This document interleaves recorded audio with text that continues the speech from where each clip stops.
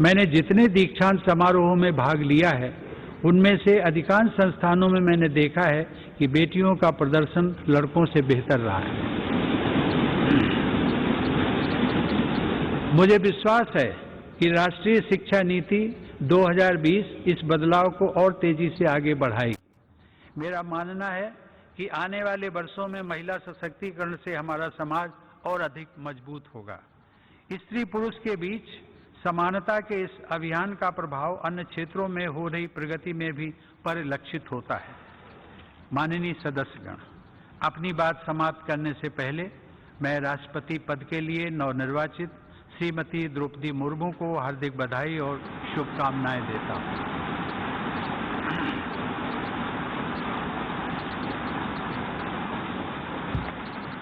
सर्वोच्च संवैधानिक पद पर उनका चुनाव महिला सशक्तिकरण को बढ़ाने के साथ साथ समाज के संघर्षशील लोगों में महत्वाकांक्षा का संचार करने वाला है। मुझे पूरा विश्वास है कि उनके अनुभव, विवेक और व्यक्तिगत आदर्श से पूरे देश को प्रेरणा मिलेगी और मार्गदर्शन भी। मैं एक बार फिर आप सभी के प्रति कृतज्ञता व्यक्त करता हूं।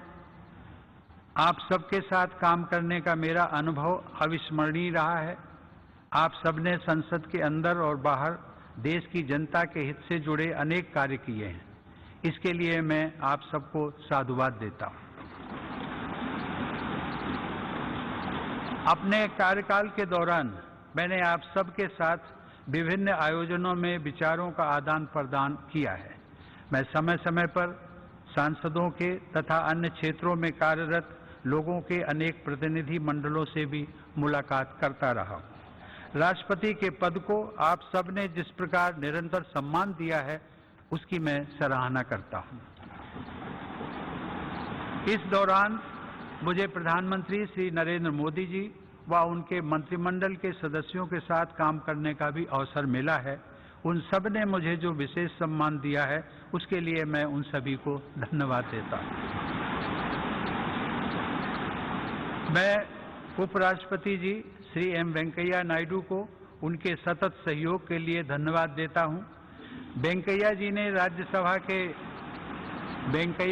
राज्यसभा के सभापति के रूप में और ओम बिरला जी ने लोकसभा के अध्यक्ष के रूप में जिस तरह संसद के कार्यकलापों को संचालित किया है तथा देश की महान संसदीय परंपराओं को आगे बढ़ाया है, उसके लिए आप दोनों बधाई और सराहना के पात्र हैं। मुझे राज्यों के राज्यपालों व मुख्यमंत्रियों तथा केंद्र शासित प्रदेशों के उपराज्यपालों व प्रशासकों से भी पूरा सहयोग मिलता रहा है। उन सबके प्रति भी मैं आभार व्यक्त करता हूं। मुझे विश्वास है कि आप सभी सांसदगण हमारे सभी देशवासियों, विशेष रूप से जो विकास यात्रा में पीछे रह गए हैं, उनकी सेवा करने के लिए हर संभव प्रयास करते रहेंगे। साथ ही आप सब हमारे महान संविधान के अनुरूप सर्वोच्च लोकतांत्रिक परंपराओं को और भी मजबूत बनाएंगे। मेरी शुभकामना है कि आप सब समाज व राष्ट्र को और अधिक मजबूत बनाने के अपने प्रयासों में सफलता प्राप्त करें। धन्यवाद। जय हिंद।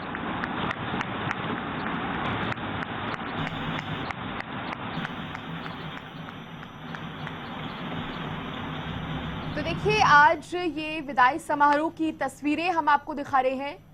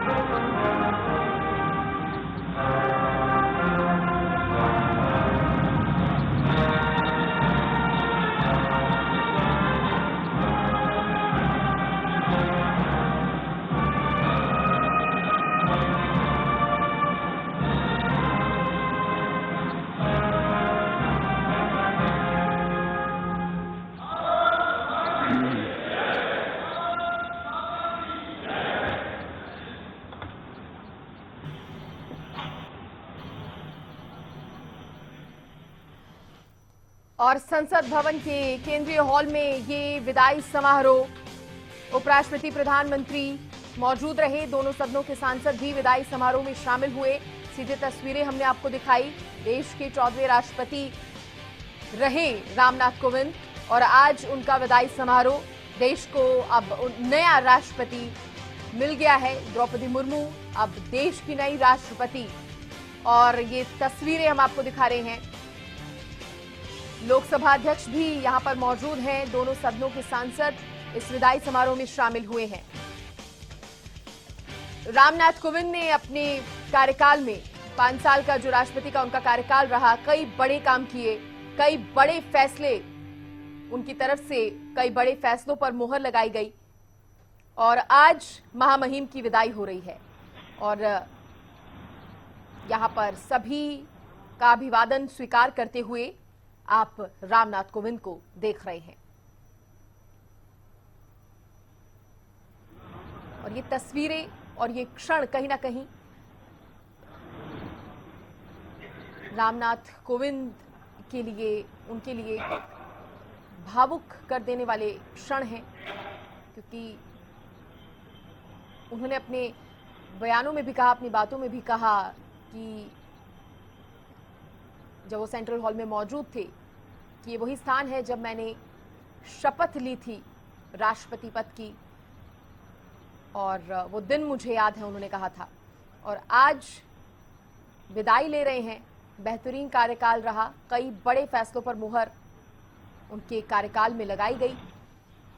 14वें राष्ट्रपति रहे हैं देश के रामनाथ कोविंद और आज उनका ये विदाई समारोह, तमाम लोग, तमाम सांसद, प्रधानमंत्री नरेंद्र मोदी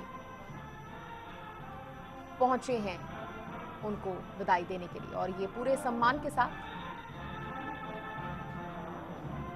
विदाई देते हुए रामनाथ कोविंद को, ये तस्वीरें आप देख पा रहे हैं।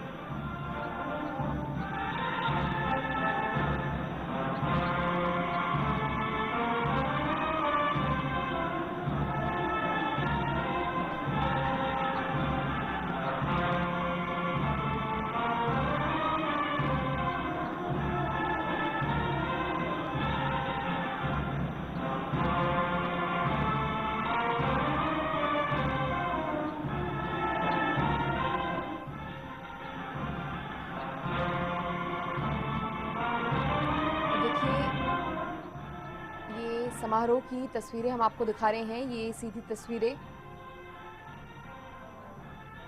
राष्ट्रपति रामनाथ कोविंद के विदाई समारोह की, ये तस्वीरें हम आप तक पहुंचा रहे हैं। और उनके कार्यकाल में जो बड़े फैसले लिए गए, अगर उनका जिक्र करें, 2019 में आर्टिकल 370 खत्म उनके कार्यकाल में हुआ, 3 तलाक खत्म हुआ 2019 में उनके कार्यकाल में। 2020 की अगर बात करें, CDS की नियुक्ति की गई थी। 2022 में 200 करोड़ वैक्सीनेशन लगी। 2019 में पाकिस्तान में एयर स्ट्राइक उनके कार्यकाल में हुई। तो ये बड़े फैसले जो उनके कार्यकाल में लिए गए, हमेशा इन फैसलों को याद रखा जाएगा, क्योंकि देश पर एक इम्पैक्ट डालने वाले ये फैसले रहे। और आज महामहिम की विदाई और पूरे सम्मान के साथ उनको विदा किया जा रहा है। इससे पहले प्रधानमंत्री नरेंद्र मोदी ने उनसे मुलाकात भी की थी। एक रात्रि भोज का आयोजन भी किया गया था अशोका होटल में, जब प्रधानमंत्री नरेंद्र मोदी ने खुद बुलाया था राष्ट्रपति रामनाथ कोविंद को। और उसके बाद ये समारोह की तस्वीरें हम दिखा रहे हैं। संसद के सेंट्रल हॉल से हमने आपको तस्वीरें दिखाई, जहां पर राष्ट्रपति रामनाथ कोविंद को विदाई दी गई। और बहुत भावुक कर देने वाला पल किसी भी व्यक्ति के लिए, जब कई साल एक पद पर रहने के बाद, अपनी सेवाएं देने के बाद उस पद को छोड़ना, विदाई लेना भावुक करता है ये पल।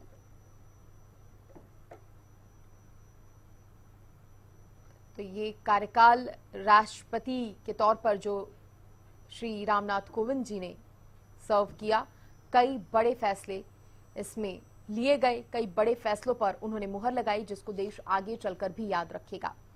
पाकिस्तान में एयर स्ट्राइक की बात हो 2019 में, 2019 में आर्टिकल 370 खत्म करने की बात हो, या फिर 3 तलाक खत्म करने की बात, ये कई बड़े फैसले थे।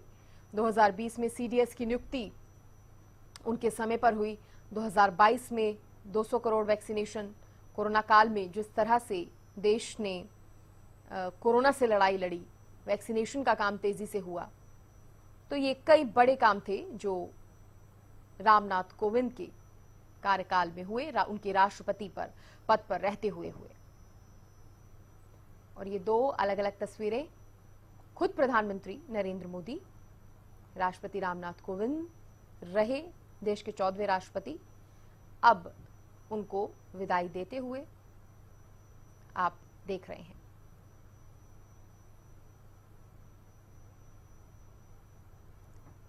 अब देश को नई राष्ट्रपति द्रौपदी मुर्मू मिल गई हैं और